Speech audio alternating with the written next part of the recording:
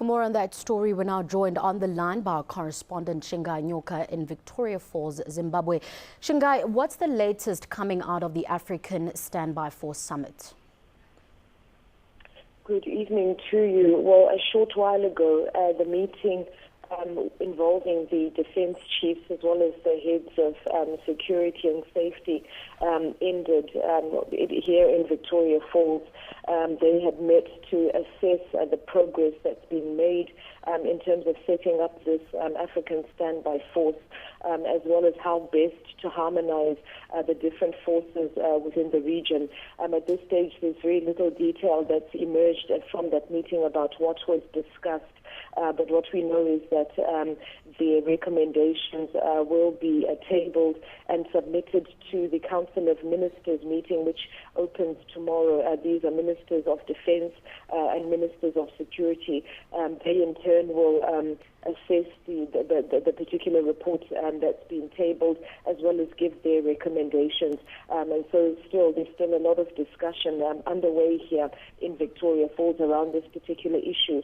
But one of the key messages that's come out of an earlier meeting of experts, as well as these defense chiefs, is that the continent cannot afford to wait any longer for this force to be set up, and that it has to be done.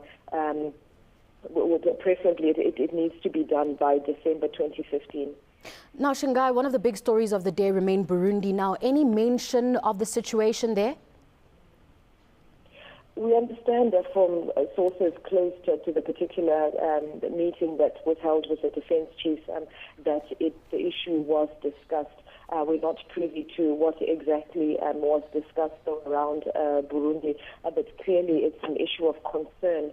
In the clip, in the story that you've just reported, I did speak to an African Union Commission official, and he said that they will stand guided by what comes out of the summit in Tanzania.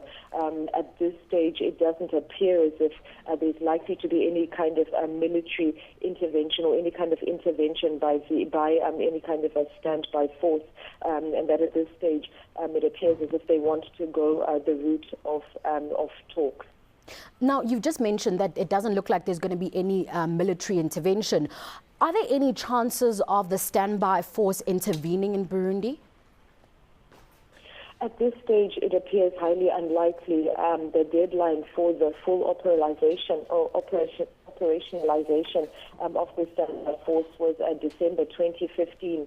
The East African Brigade is already operational, and the SABC also has that capacity to be operational. But at this stage, it seems unlikely that they will use that particular route. Shingai, we'll have to leave it there. Thank you very much for the update. That was our correspondent, Shingai Nyoka, joining us on the line from the African Standby Force Summit in Victoria Falls, Zimbabwe.